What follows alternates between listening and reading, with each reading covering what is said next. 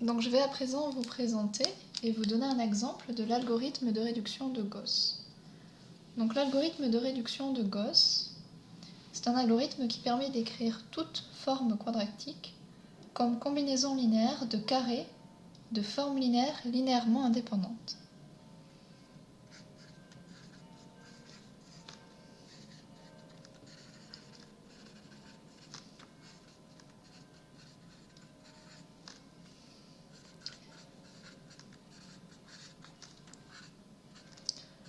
Comme une combinaison linéaire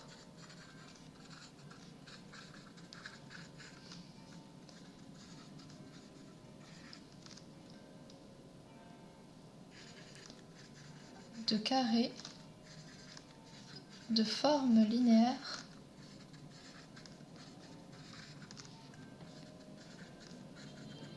linéairement indépendantes.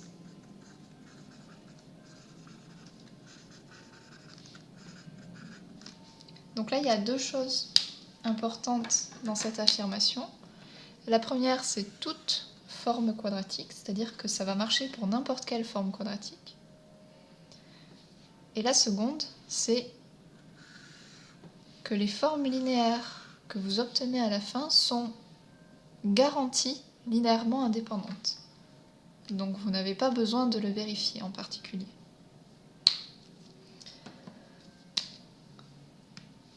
Donc je vous rappelle quand même qu'une forme quadratique, c'est un polynôme homogène de degré 2 en un nombre quelconque de variables. Donc là, faites attention, je dis toute forme quadratique, j'ai oublié de préciser que c'était des formes quadratiques sur un espace vectoriel E de dimension finie.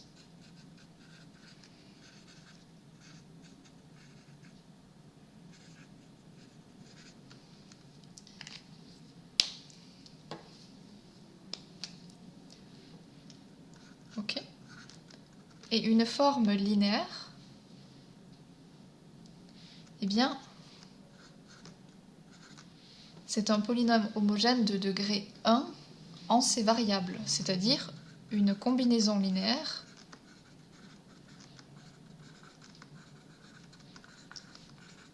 de ces variables.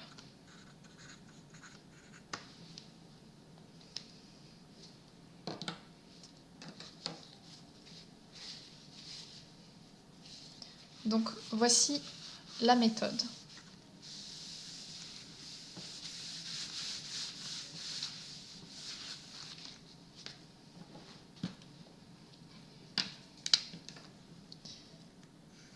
Donc c'est un algorithme récursif, c'est-à-dire qu'on va commencer du gros vers le petit. Donc l'algorithme va s'appeler lui-même sur des entrées plus petites. Donc si la forme quadratique contient un carré, donc je vous rappelle, un carré ça veut dire par exemple qu'elle s'écrit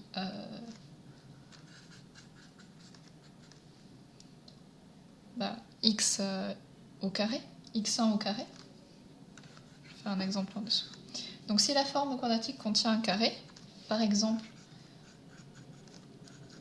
q de xy, donc c'est une forme quadratique sur R2 qui est égale à x carré plus 8xy, bien cette forme quadratique contient un carré.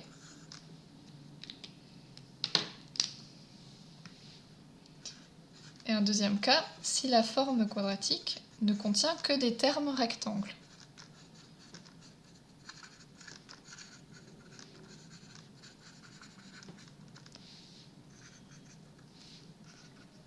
Donc par exemple, q de xy, encore une forme quadratique sur R2, est égal à 3xy. Donc il n'y a pas de terme carré. Donc dans le cas où vous avez un terme carré, d'abord, eh bien vous allez forcer la factorisation, c'est-à-dire voir tout ce qui contient du x comme le début du développement de x plus quelque chose au carré.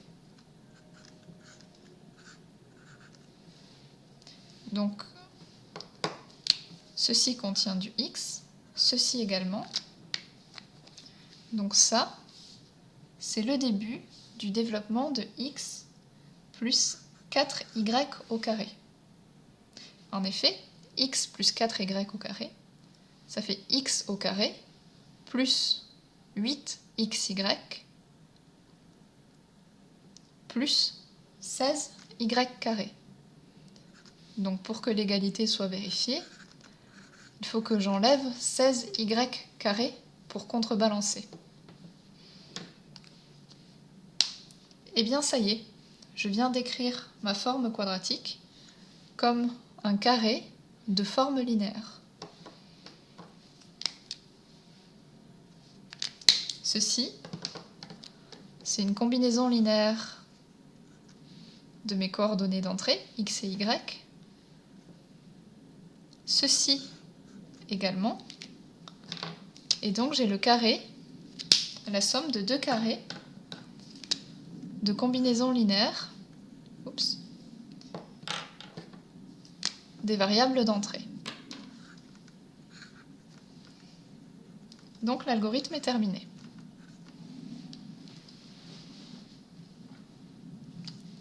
Dans le cas où la forme quadratique ne contient pas de carré, eh bien on ne peut pas voir ce terme-là comme le début d'un développement de cette forme-là.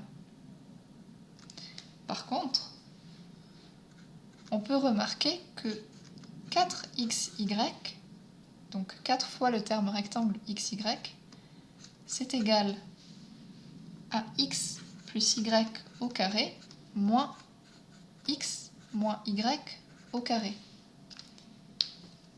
En effet, le x carré va s'annuler, le y carré va s'annuler, et vous allez obtenir ici 2xy moins 2xy, donc 4xy. Donc c'est cette identité remarquable-là qui va nous servir à écrire cette forme quadratique-là comme carré de forme linéaire. Donc 3xy, c'est donc égal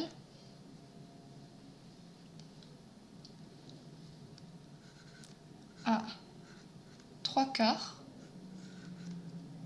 de x plus y au carré moins x moins y au carré.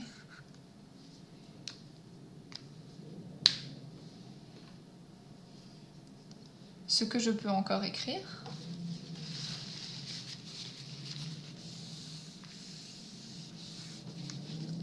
comme étant, par exemple,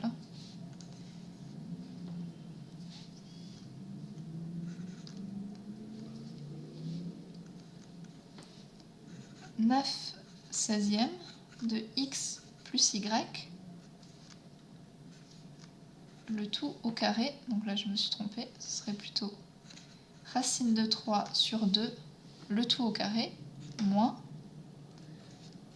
racine de 3 sur 2, x moins y, le tout au carré. Donc on vient bien d'obtenir une somme de carrés de forme linéaire indépendante.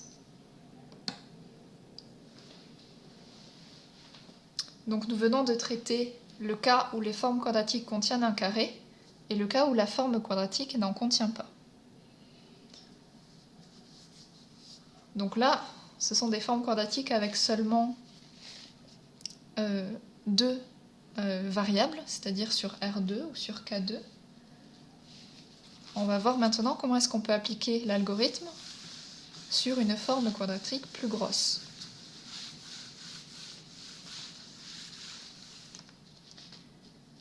Donc prenons par exemple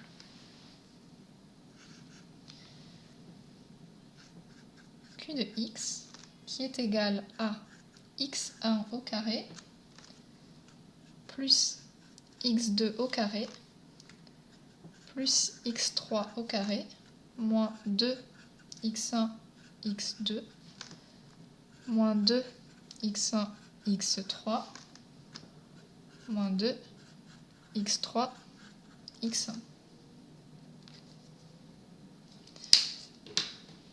Donc première question, est-ce que cette forme quadratique contient un carré? La réponse est oui. Par exemple, x1 au carré.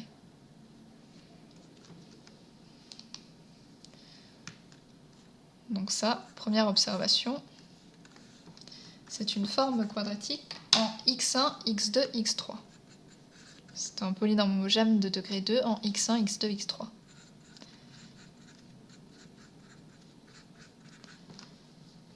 Qui contient déjà un carré.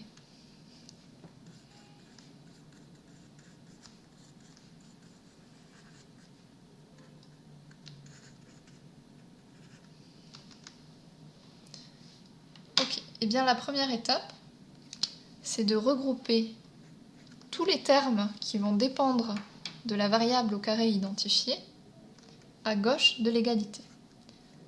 Donc x1 au carré plus, ici j'ai quelque chose qui dépend de x1 et ici aussi, moins 2 x1, x2, moins 2 x3, x1. Et je recopie le reste plus loin. Plus x2 au carré, plus x3 au carré, moins 2 x1, x3. Donc là, j'ai mis tout ce qui dépend de x1 à gauche.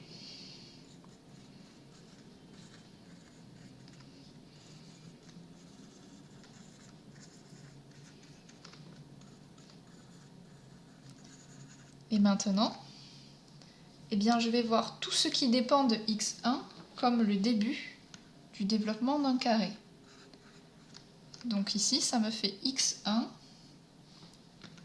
moins x2 plus x3. En effet, si je développe ce carré-là, j'obtiens x1 au carré, moins 2 fois x1, x2, moins 2 fois x1, x3, oui, plus x2 plus x3 au carré. Donc pour rééquilibrer, pour que cette égalité soit vraie, il faut que j'enlève du x2 plus x3 au carré. Et je recopie le reste, que je laisse pour l'instant inchangé.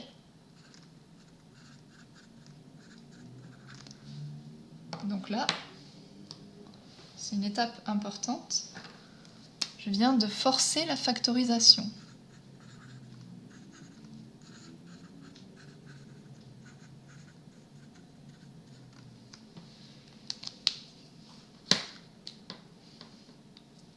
Et bien maintenant, ce terme au carré que je viens de produire et qui est le seul endroit dans toute cette expression où il y a du x1, je ne vais plus y toucher. Maintenant, il est protégé. Donc je le recopie et je le garde.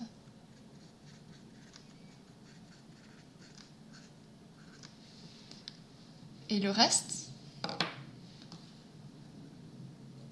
eh bien le reste, je vais remarquer que, donc je vais commencer par le développer. Donc ça nous fait donc du moins x2 au carré, moins x3 au carré, plus, moins 2x2, x3, donc ça c'est ce terme-là, plus x2 au carré, plus x3 au carré, moins 2, x1, x3. Et ça, eh bien ça se simplifie de sorte à ce qu'il nous reste exactement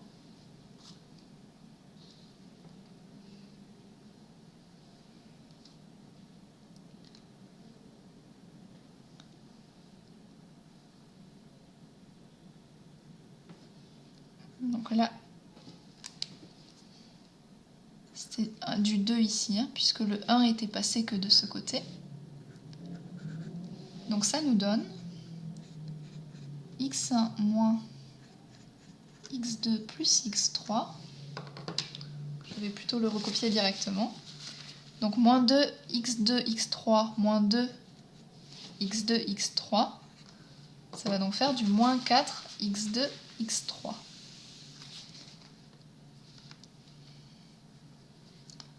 Donc moins 4 x2 x3. Et ça, qui est donc égal à ça, c'est une forme quadratique en x2 x3.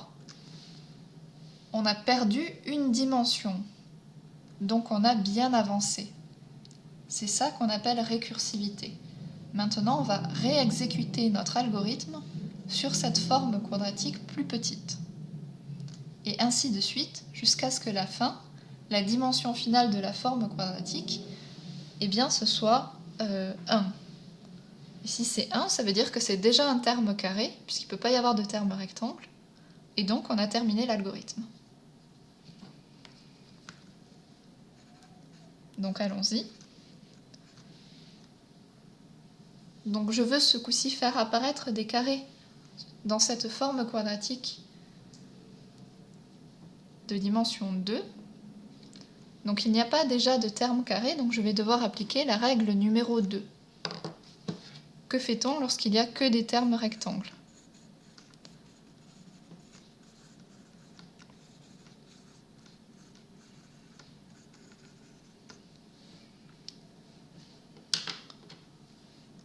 Donc je vais l'appeler Q'.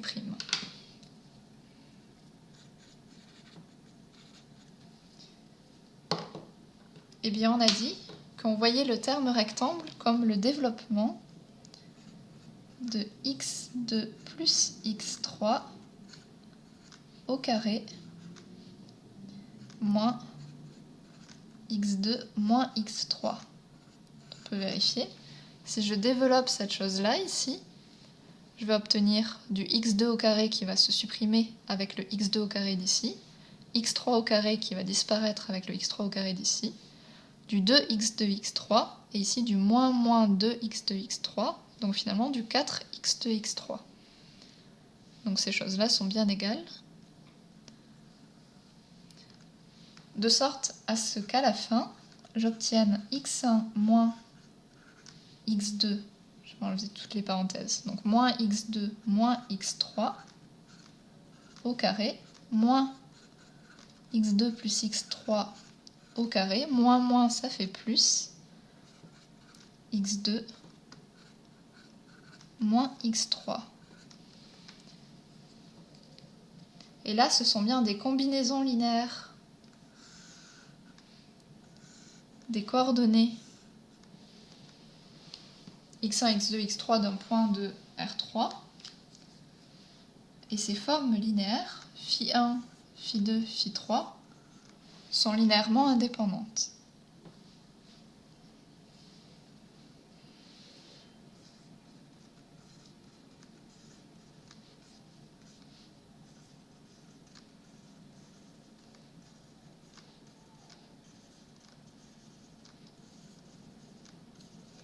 Et donc nous venons de terminer l'algorithme de réduction de Gauss. Nous avons écrit notre forme quadratique comme carré de forme linéaire linéairement indépendante.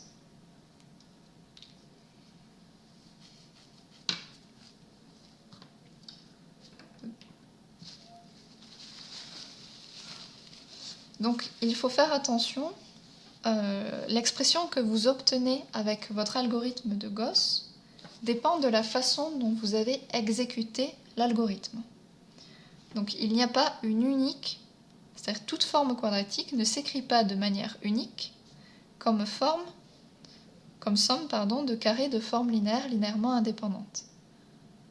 Il peut y avoir d'autres écritures, d'autres résultats qui sont vrais. Par exemple, ici, vous avez choisi de commencer par mettre les x1 de côté, parce que vous aviez identifié un carré en x1. Mais vous auriez pu aussi choisir de mettre à gauche les x2, et tout ce qui contenait du x2. Et vous auriez obtenu à la fin une somme de carrés de forme linéaire linéairement indépendante, différente de celle qu'on a trouvée ici.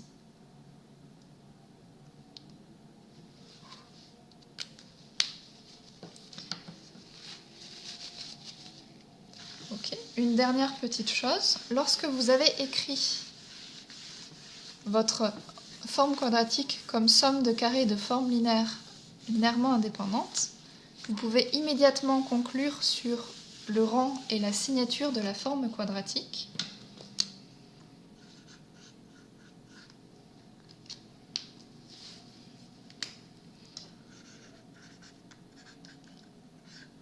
Eh bien, le rang, c'est le nombre de carrés que vous obtenez.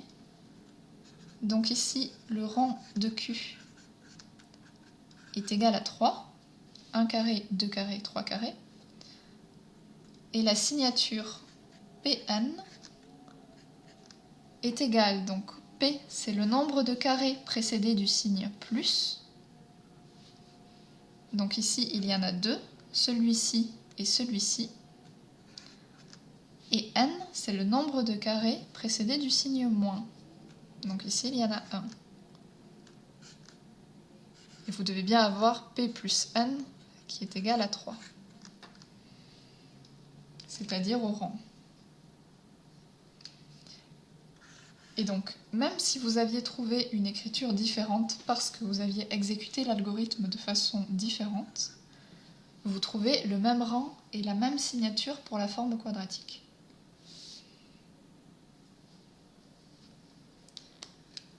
La deuxième remarque,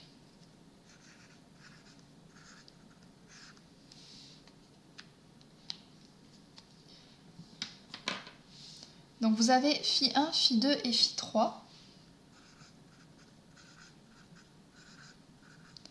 qui sont des formes linéaires donc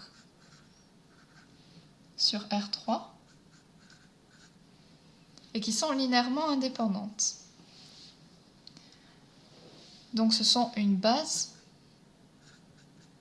de E étoile, si E est égal à R3.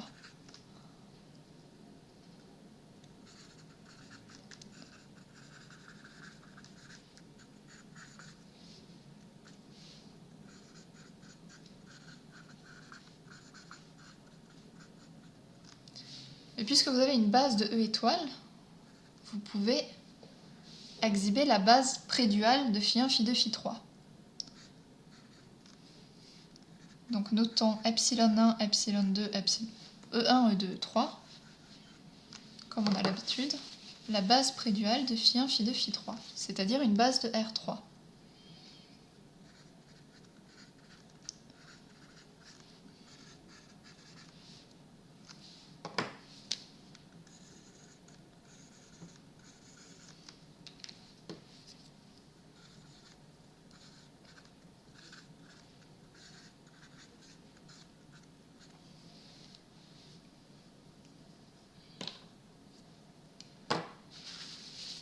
Eh bien, si x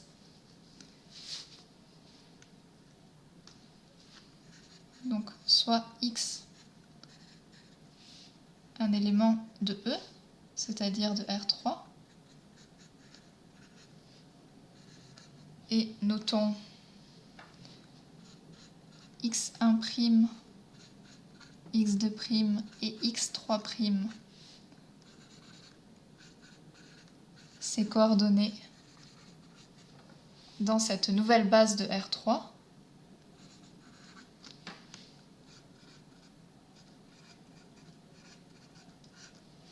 oui.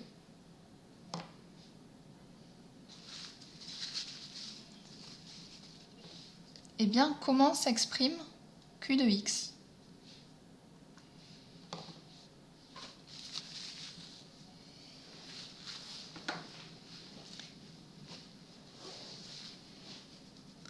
Eh bien, Q de x,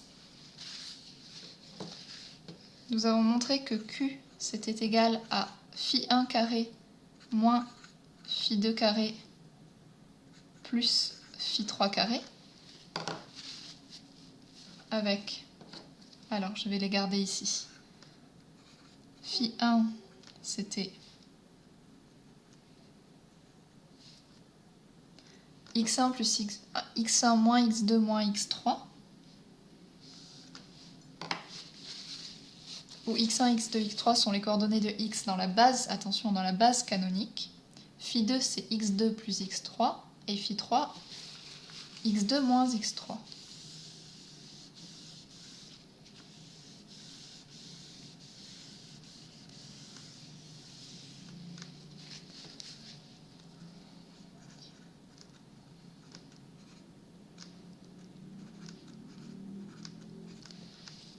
Donc ça veut dire que Q de x est égal à phi1 carré de x moins phi2 carré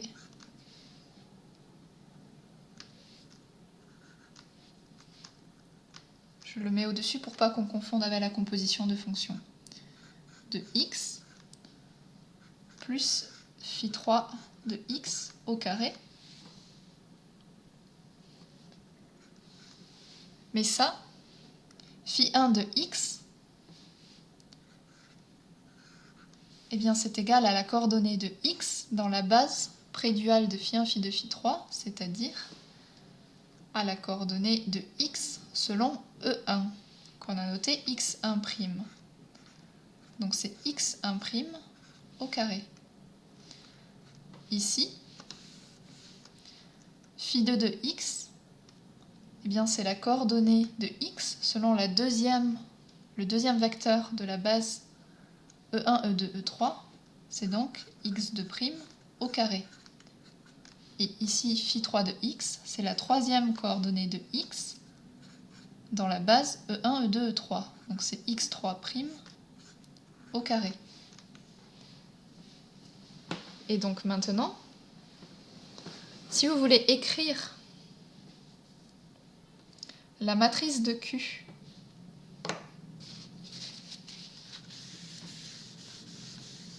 dans cette nouvelle base E1, E2, E3, je vais l'appeler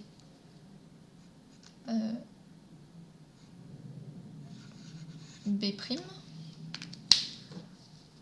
eh bien, la matrice dans B' de Q, c'est égal, et bien là, il n'y a pas de terme rectangle. Et la réduction de Gauss vous a amené à ce qu'il n'y ait pas de terme rectangle. Il n'y aura jamais de terme rectangle ici. Donc la matrice que vous obtenez, c'est une matrice 3,3 qui est diagonale. Ici, vous avez 1. Ici, vous avez moins 1. Et ici, vous avez 1. Et des zéros partout ailleurs. Donc là, il vient de se passer quelque chose de très important.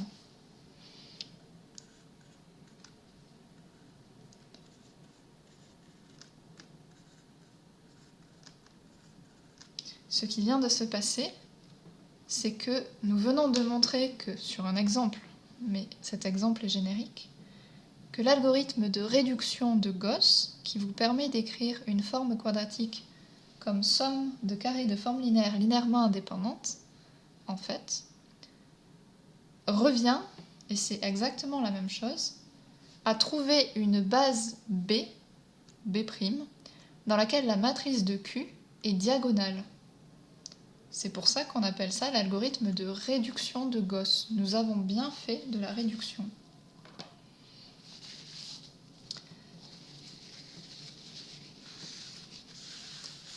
Et donc, puisque je vous ai dit que l'algorithme de Gauss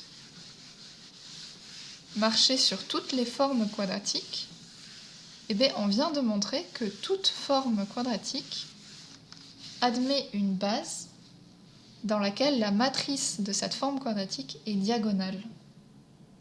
Et on appelle ça une base orthogonale.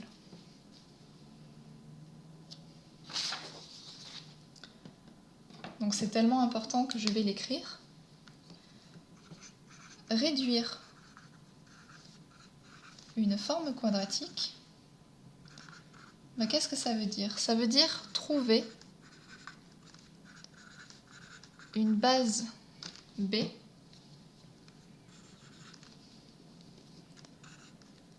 telle que la matrice dans B de Q est diagonale. Et ça existe tout le temps. Donc ça ne se passe pas du tout de la même façon que pour la réduction des endomorphismes.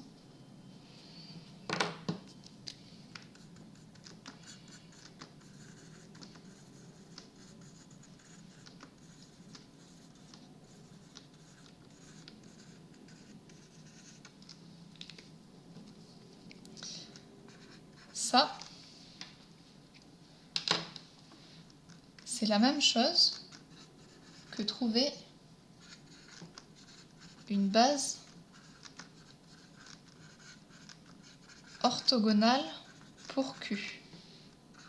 Et c'est encore la même chose que écrire Q comme somme de carrés de forme linéaire, linéairement indépendante.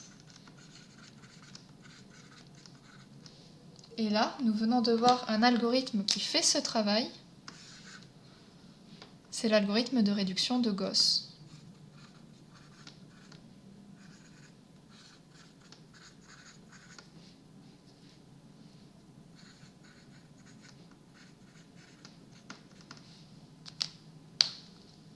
D'où son importance.